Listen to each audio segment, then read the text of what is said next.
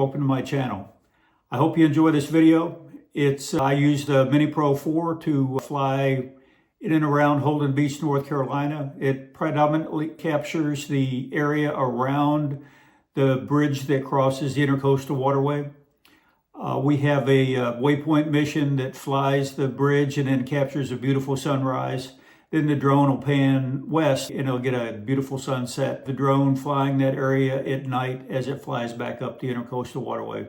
Anyway, I hope you enjoy. If you would be so kind as to like and subscribe, that'd be great. But take care, be safe.